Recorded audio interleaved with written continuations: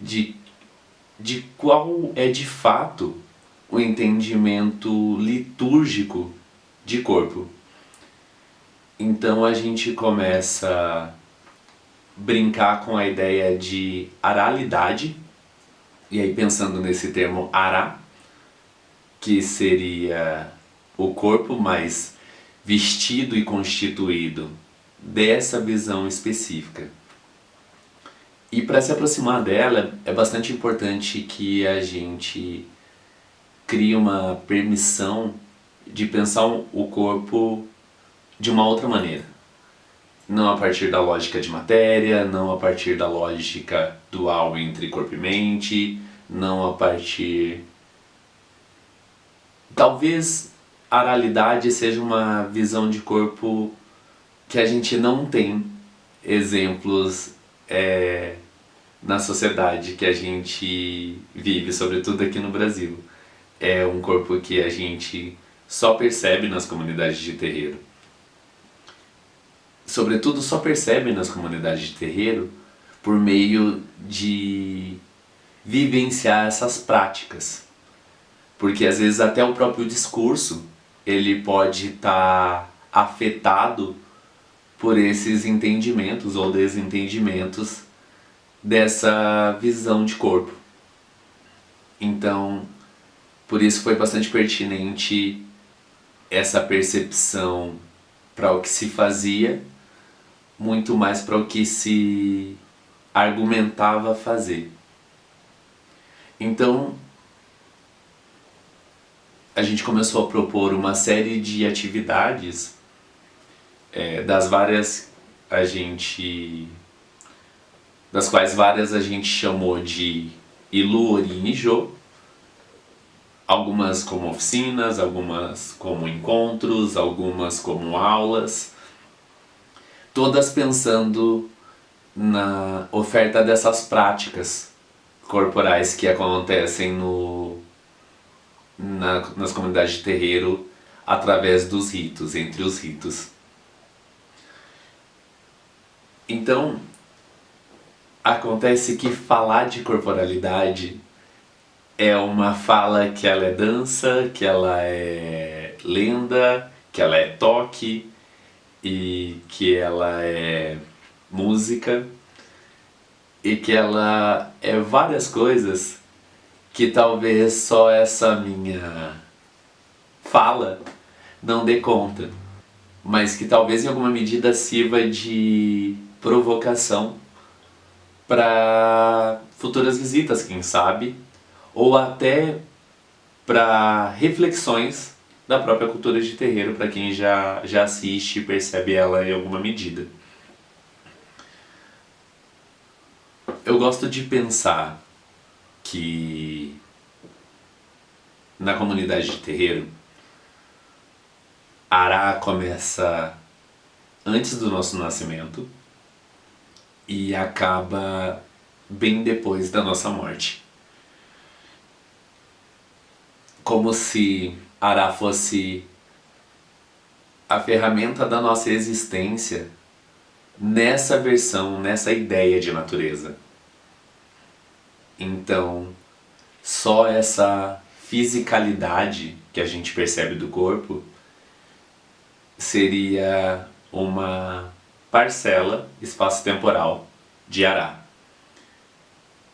E aí pensar numa cultura que propõe uma abordagem dessa ordem de corpo e pensar ensino, pensar criação, pensar memória, pensar permanência, sobretudo a permanência dessa cultura,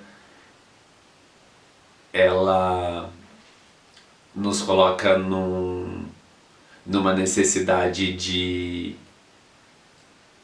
reaver aquilo que a gente tem falado sobre corpo, aquilo que a gente tem falado sobre dança, aquilo que a gente tem falado sobre linguagem e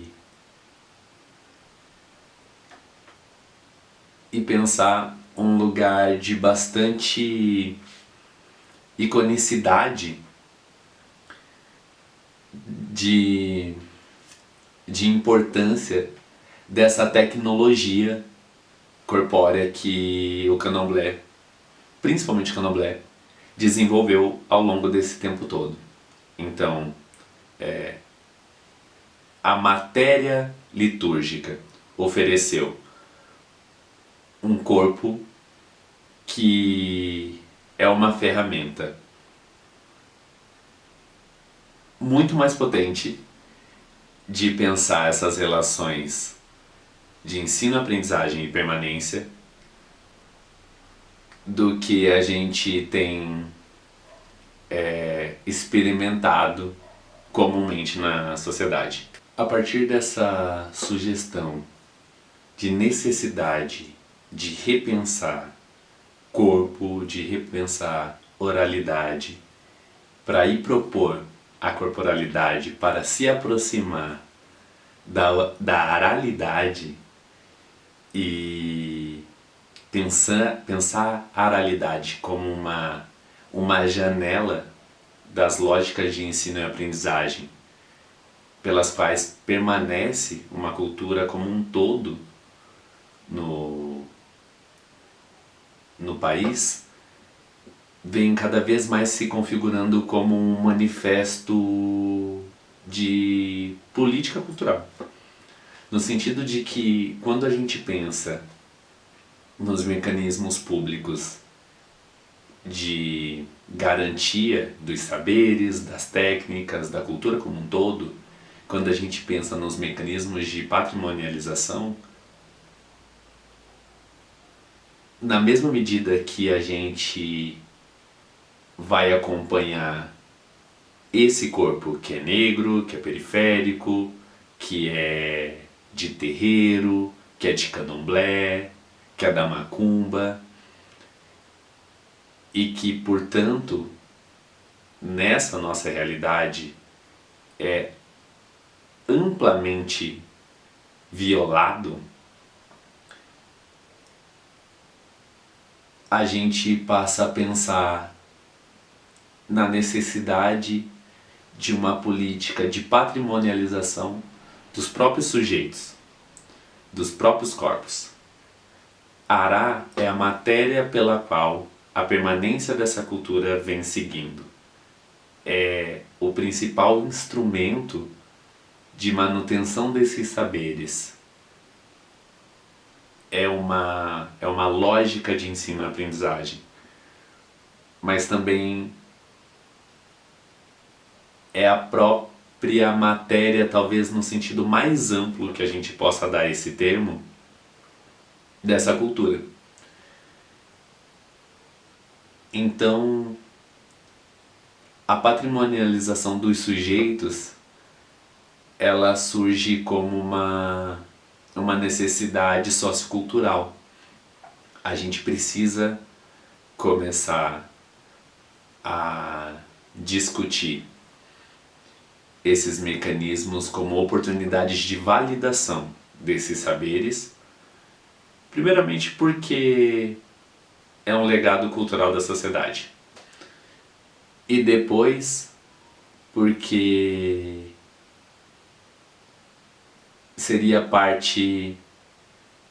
uma pequena parte de retratação dessa dívida histórica que a sociedade como um todo tem com esse grupo específico.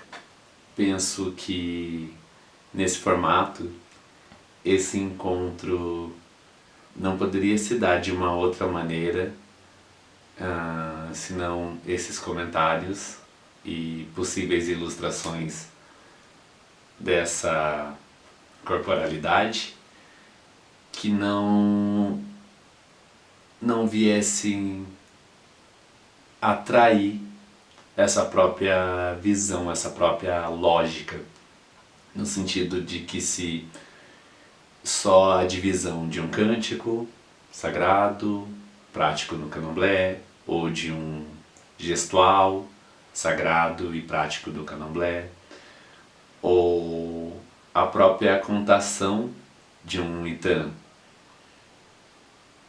prático do candomblé, poderia incorrer, sem dúvida, numa ideia outra dessas práticas.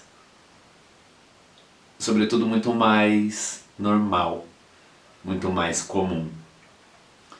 Então, corporalidade, ela é um convite para a gente pensar o quanto a gente se permite se aproximar dessa performatividade que acontece nos ambientes de terreiro. Muito para além de relações do campo da fé ou da religiosidade, mas como uma possibilidade de experiência cultural. Assim, aralidade ou corporalidade, ou essa visão de corpo, se configura também como uma janela. Uma janela pelo qual a gente tem a possibilidade de perceber a perspectiva de natureza, a perspectiva de realidade que a gente difunde, que a gente pratica nos ambientes de terreiro.